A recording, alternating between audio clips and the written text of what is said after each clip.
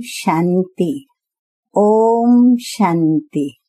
आज की तारीख है 28/1/15 और आज की ज्ञान मुरली का शीर्षक है मीठे मीठे बाप दादा से हम सभी बच्चे सवेरे सवेरे अमृत वेले उठ करके गुड मॉर्निंग करते हुए बहुत प्यार से रू रिहान करते हैं। तो आज मीठे मीठे बाप दादा कहते हैं, मीठे बच्चे सवेरे सवेरे उठ बाप से मीठी रू रिहान करो। बाप ने जो शिक्षाएं दी हैं उन्हें उगारते रहो। जैसे गऊ घास खाकर बाद में उसको उगारती रहती है, ऐसे ज्ञान का बाबा कहते हैं मनन चिंतन करते रहें। प्रश्न है आज का, सारा दिन खुशी खुशी में बीते उसके लिए कौन सी युक्ति रचनी चाहिए? उत्तर है, रोज अमृत वेले उठकर ज्ञान की बातों में, बाबा कहते हैं ज्ञान की बातों में रमण करो, अपने आप से बातें करो। सारे ड्रामा के आदि मध्य और अंत का सिमरन करो। बाप को याद करो तो सारा दिन खुशी में बीतेगा। स्टूडेंट अपनी पढ़ाई की रिहर्सल करते हैं, तुम बच्चे भी अपनी रिहर्सल करो। गीत बजा है, आज अंधेरे में हैं हम इंसान, ज्ञान का सूर्य चमका दे भगवान। मीठे मीठे बाप दादा कहते हैं, मीठे मीठे सिकिलधे बच्चों ने गीत सुना। तुम भगवान के बच्चे हो ना, तुम जानते हो कि भगवान हमको राह दिखा रहे हैं। वो पुकारते रहते हैं कि हम अंधेरे में हैं, क्योंकि भक्ति मार्ग है ही अंधियारा मार्ग। भक्त कहते हैं कि हम तुमसे मिलने के लिए भटक रहे हैं, कब तीर्थों पर, कब कहाँ दान पुण्य करते, कहाँ मंत्र जपते हैं। अनेक प्रकार के मंत्र मिलते हैं, फिर भी कोई समझते थोड़े ही हैं कि हम अंधेरे में हैं। सोजरा क्या चीज है, कुछ भी समझते नहीं। सोजरा मीन्स उजाला क्या चीज है, कुछ भी समझते नहीं, क्योंकि अंधियारे में है। अभी तुम तो अंधियारे में नहीं हो, तुम वृक्ष में पहले पहले आते हो, नई दुनिया में जाकर के राज्य करते हो, फिर सीढ़ी उतरते हो। इसके बीच में इस्लामी, बौद्धि और क्रिश्चियन आते हैं। अब बाप फिर शैपलिंग लगा रहे हैं। सवेरे उठकर ऐसे ऐसे ज्ञान की बातों में रमण करना चाहिए। कितना ये वंडरफुल नाटक है। इस ड्रामा की, फिल्म की, रील की अभी ड्यूरेशन जो है वो है पूरे 5000 वर्ष। सतयुग की आयु इतनी, त्रेता की आयु इतनी, द्वापर की इतनी, तो बाबा में भी ये सारा ज्ञान है ना। दुनिया में ये ज्ञान और कोई नहीं जानते। तो बच्चों को सवेरे उठकर एक तो बाप को याद करना है और ज्ञान का सिमरन करना है, परंतु खुशी में। अभी हम सारे ड्रामा के आदि मध्य और अंत को जान चुके हैं। हाँ, हम सभी जान चुके हैं ना बाबा के द्वारा। हाँ, तो बाप कहते हैं कल्प की आयु ही 5000 वर्ष है। मनुष्य तो कह देते हैं लाखों वर्ष। कितना वंडरफुल नाटक है। बाप बैठ जो शिक्षा देते हैं उसको फिर उगारना चाहिए, रिहर्सल करना चाहिए। स्टूडेंट पढ़ाई की रिहर्सल करते हैं ना। आगे मीठे मीठे बाप दादा कहते हैं कि तुम मीठे मीठे बच्चे सारे ड्रामा को जान गए हो। बाबा ने कितना सहज रीति बताया है कि ये अनादि अविनाशी ड्रामा है। इसमें जीतते हैं और फिर हारते हैं। अब चक्र पूरा हुआ, हमको अब घर जाना है। बाप का फरमान मिला है, मुझ बाप को याद करो। ये ड्रामा की नॉलेज एक बाप ही देते हैं। नाटक कभी लाखों वर्षों का थोड़ा ही होता है, कोई को याद भी न रहे। 5000 वर्ष का चक्र है जो सारा तुम्हारी बुद्धि में है। कितना अच्छा हार और जीत का ये खेल है। सवेरे उठकर ऐसे ऐसे ख्याल चलने चाहिए। हमको बाबा रावण पर जीत पहनाते हैं। ऐसी ऐसी बातें सवेरे सवेरे उठ अपने साथ करनी चाहिए, तो उसकी आदत पड़ जाएगी। इस बेहद के नाटक को कोई जानते नहीं है। एक्टर होकर आदि मध्य अंत को नहीं जानते हैं। तो अभी हम बाबा के द्वारा जानकारी पाकर लायक बन रहे हैं। मीठे मीठे बाबा कहते हैं कि बाबा अपने बच्चों को आप समान बनाते हैं। आप समान भी क्या, बाप तो बच्चों को अपने कंधे पर चढ़ाते हैं। हाँ, कितनी नशे की बात बाबा ने बताई, कितने अति प्यार की स्नेह की बात बताई कि बाबा बच्चों को आप समान क्या बनाते हैं, परंतु बाबा तो बच्चों को अपने कंधे पर चढ़ाते हैं। तो देखो बाबा का कितना प्यार है बच्चों से, कितना अच्छी रीति समझाते हैं कि मीठे मीठे बच्चों, मैं तुमको विश्व का मालिक बनाता हूँ, मैं नहीं बनता हूँ, तुम बच्चों को बनाता हूँ।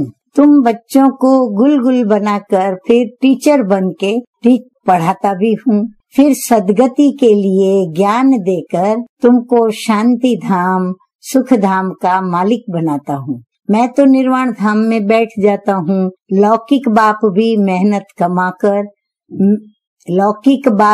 मेहनत कर धन कमाकर सब कुछ बच्चों को देकर खुद वानप्रस्थ में जाकर भजन आदि करते हैं। परंतु यहाँ तो बाप कहते हैं अगर वानप्रस्थ अवस्था है तो बच्चों को समझाकर तुम्हें इस सर्विस में लग जाना है, फिर गृहस्थ व्यवहार में फंसना नहीं है। तुम अपना और दूसरों का कल्याण करते रहो। अभी तुम सब की वानप्रस्थ अवस्था है। बाप कहते हैं मैं आया हूँ तुमको वाणी से परे ले जाने के लिए। अपवित्र आत्माएं तो जा न सके। अब ये बाप सन्मुख समझा रहे हैं। मजा भी सन्मुख में है, वहाँ तो फिर बच्चे बैठ सुनाते हैं, यहाँ बाप सन्मुख हैं, तब तो मधुबन की महिमा है ना।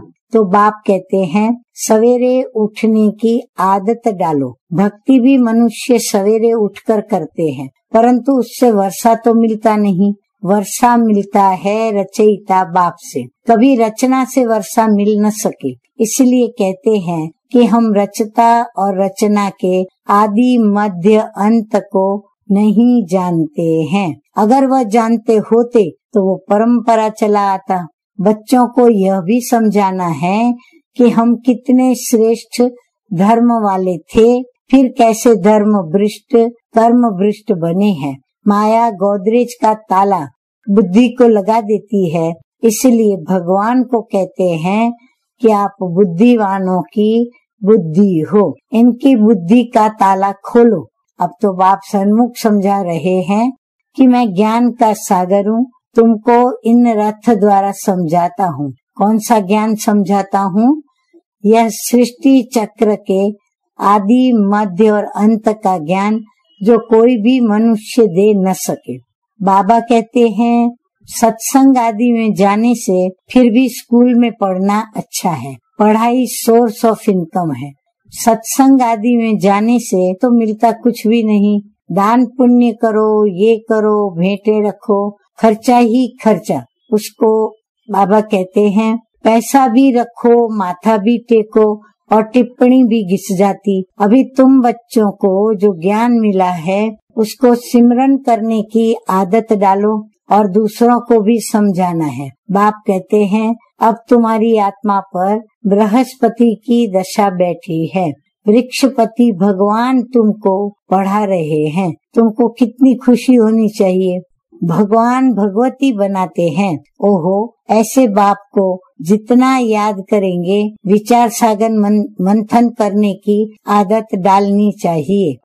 दादा हमको इस बाप द्वारा वर्षा दे रहे हैं। खुद कहते हैं मैं इस रथ का आधार लेता हूँ। तुमको ज्ञान मिल रहा है ना।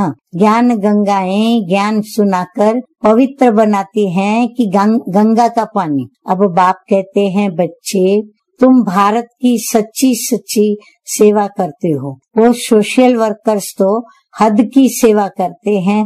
ये है रूहानी सच्ची सेवा। भगवानुवाच बाप समझाते हैं भगवान पुनर्जन्म रहित है। कृष्ण तो पूरे 84 जन्म लेते हैं, उनका गीता में भी नाम लगा दिया है, नारायण का क्यों नहीं लगाया है? बाबा कहते हैं श्री कृष्ण का गीता में नाम लगा दिया है, नारायण उनके स्वयंवर के पश्चात का नाम है, तो बाबा कहते नारायण को क्यों नहीं लगाते हैं? यह भी किसी को पता नहीं कि कृष्ण ही नारायण बनते हैं। श्री कृष्ण प्रिंस था, फिर राधे से स्वयंवर हुआ। अब तुम बच्चों को ज्ञान मिला है, समझते हो कि शिव बाबा हमको पढ़ाते हैं। वह बाबा भी है, टीचर भी है, सतगुरु भी है, सदगति देते हैं। ऊंचते ऊंच भगवान शिव ही है। वो कहते हैं मेरी निंदा करने वाले ऊंच ठौर पा न सकेंगे। बच्चे अगर नहीं पढ़ते हैं तो मास्टर की इज्जत जाती है।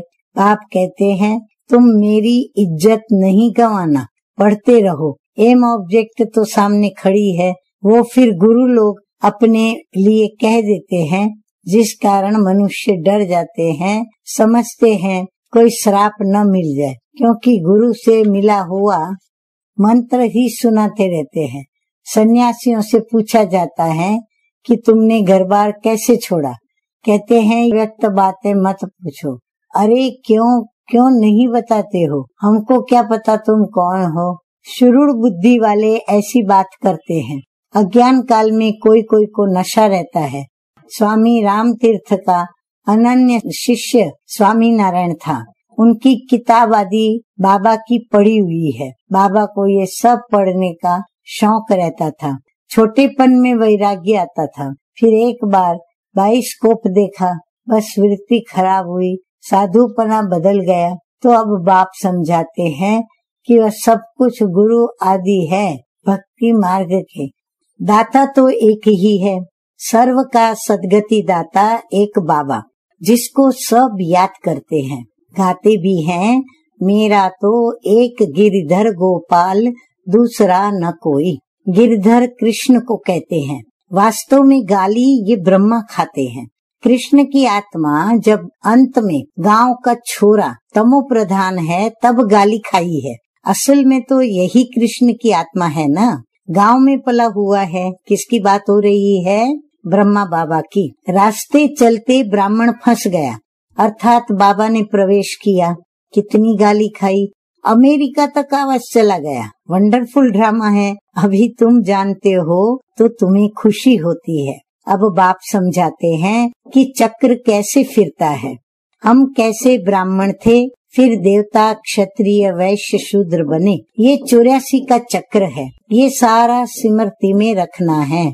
रचता और रचना के आदि मध्य अंत को जानना है, जो कोई नहीं जानते हैं। तुम बच्चे समझते हो कि हम विश्व का मालिक बनते हैं, इसमें कोई तकलीफ तो है नहीं। ऐसे थोड़े ही कहते हैं कि आसन आदि लगाओ, हठ योग ऐसे सिखलाते हैं, बात मत पूछो। कोई की तो ब्रेन ही खराब हो जाती है। बाप कितनी सहज कमाई कराते हैं। ये है 21 जन्मों के लिए सच्ची कमाई, तुम्हारी हथेली पर बिहिस्त है। बाप बच्चों के लिए स्वर्ग की सौगात लाते हैं, ऐसे और कोई भी मनुष्य कह न सके। बाप ही कहते हैं, इनकी आत्मा भी सुनती है। शिव बाबा जब कहते हैं तो ब्रह्मा की आत्मा भी सुनती है। तो बच्चों को सवेरे उठ ऐसे ऐसे विचार करनी चाहिए। भक्त लोग भी सवेरे गुप्त माला फेरते हैं, उसको गौमुख कहते हैं। उसमें अंदर हाथ डाल माला फेरते हैं। राम राम जैसे कि बाजा बजता ही रहता है। वास्तव में गुप्त तो ये है, बाप को याद करना।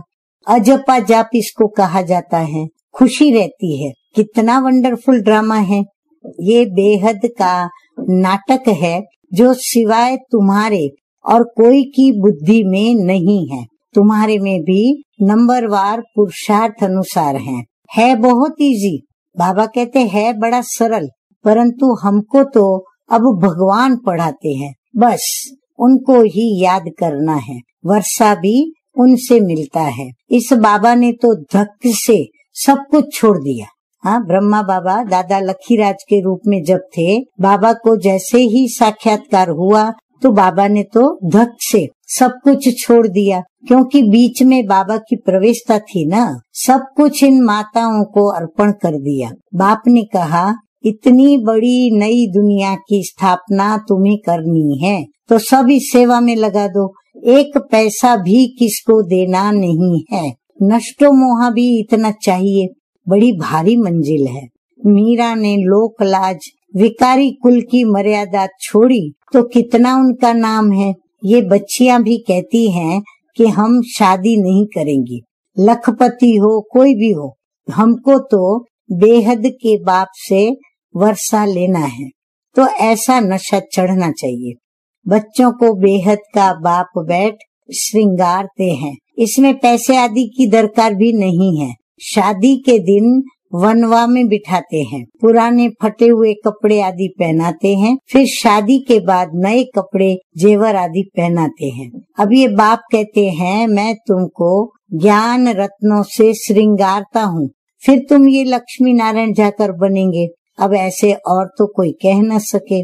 बाप ही आकर के पवित्र प्रवृत्ति मार्ग की स्थापना करते हैं, इसलिए विष्णु को भी 4 भुजा दिखाते हैं। शंकर के साथ पार्वती, ब्रह्मा के साथ सरस्वती दिखाई है। अब ब्रह्मा की कोई स्त्री तो है नहीं, भले दिखाते ब्रह्मा सरस्वती को साथ में, परंतु सरस्वती कोई ब्रह्मा की स्त्री तो है नहीं। यह तो बाप का बन गया, तो ये कैसी वंडरफुल बात है। माता पिता तो ये है ना, ये प्रजापिता भी है, फिर इनके द्वारा बाप रचते हैं तो माँ भी ठहरी। सरस्वती ब्रह्मा की बेटी गाई जाती है। ये सब बातें बाप बैठ समझाते हैं। जैसे बाबा सवेरे उठकर विचार सागर मंथन करते हैं तो बच्चों को भी फॉलो करना है। तुम बच्चे जानते हो कि ये हार और जीत का वंडरफुल खेल बना हुआ है, इसे देखकर खुशी होती है, घृणा नहीं आती। हम ये समझते हैं कि हम सारे ड्रामा के आदि मध्य और अंत को जान गए हैं, इसलिए घृणा की तो कोई बात ही नहीं। तुम बच्चों को मेहनत भी करनी है, गृहस्थ व्यवहार में रहना है, पावन बनने का पान का बीड़ा उठाना है। बाबा कहते पावन बनने का बीड़ा उठाना है। हम युगल इकट्ठे रहे पवित्र दुनिया का मालिक बनेंगे। कौन सा बीड़ा उठाना है कि हम युगल मूर्त इकट्ठे रहेंगे और पावन दुनिया के मालिक बनेंगे। फिर कोई कोई तो फेल भी हो पड़ते हैं। बाबा के हाथ में कोई शास्त्र आदि नहीं है। ये तो शिव बाबा कहते हैं कि मैं ब्रह्मा द्वारा तुमको सभी वेदों शास्त्रों का बैठ सार सुनाता हूँ, कृष्ण नहीं सुनाते। कितना फर्क है। अच्छा, मीठे मीठे सिकिलदे बच्चों प्रति मात पिता बाप दादा का याद प्यार और गुड मॉर्निंग। रूहानी बाप की रूहानी बच्चों को नमस्ते। हम रूहानी बच्चों का रूहानी बाप दादा को याद प्यार, गुड मॉर्निंग और नमस्ते नमस्ते। अभी हम क्या सुनेंगे? धारणा के लिए मुख्य सार की 2 बातें, 2 ज्ञान बिंदु। नंबर 1 ज्ञान बिंदु है पढ़ाई पर पूरा ध्यान देना है। ऐसा कोई कर्म न हो जिससे बाप, टीचर और सतगुरु की निंदा हो। इज्जत गंवाने वाला कोई भी कर्म नहीं करना है। नंबर 2 है विचार सागर मंथन करने की भी आदत डालनी है। बाप से जो ज्ञान मिला है उसका सिमरन कर अपार खुशी में रहना है। किसी से भी घृणा नहीं करनी है। अभी हम सुनेंगे मीठे मीठे बाप दादा का वरदान। वरदान है आज का, नीरस वातावरण में खुशी की झलक का अनुभव कराने वाले एवर हैप्पी भव। एवर हैप्पी अर्थात सदा खुश रहने का वरदान। हाँ, सभी ने लिखा होगा और ना लिखा हो तो लिख लो। एवर हैप्पी अर्थात सदा खुश रहने का वरदान। जिन बच्चों को ये वरदान प्राप्त है वह दुख की लहर उत्पन्न करने वाले वातावरण में, नीरस वातावरण में, अप्राप्ति का अनुभव कराने वाले वातावरण में सदा खुश रहेंगे और अपनी खुशी की झलक से दुख और उदासी के वातावरण को ऐसे परिवर्तन करेंगे जैसे सूर्य अंधकार को परिवर्तन कर देता है। अंधकार के बीच रोशनी करना, अशांति के अंदर शांति लाना, नीरस वातावरण में खुशी की झलक फैलाना, इसको कहा जाता है एवर हैप्पी। वर्तमान समय इस ही सेवा की आवश्यकता है। अभी हम क्या सुनेंगे? आज की मुरली का स्लोगन। तो स्लोगन है, अशरीरी वह है जिससे शरीर की कोई भी आकर्षण अपनी तरफ आकर्षित न करे, न स्वयं की न हमें अन्य की। अव्यक्त स्थिति का अनुभव करने के लिए विशेष होमवर्क आगे बढ़ते हैं कि बाप को अव्यक्त रूप में सदा साथी अनुभव करना, बाप को अव्यक्त रूप में सदा साथी अनुभव करना और सदा उमंग, उत्साह और खुशी के झूले में झूमते रहना। कोई बात भी नीचे ऊपर हो, कोई बात नीचे ऊपर भी हो तो भी ड्रामा का खेल समझकर बहुत अच्छा करते अच्छा बनना और अच्छे बनने के वाइब्रेशन से निगेटिव को पॉजिटिव में बदल देना। अच्छा, ओम शांति।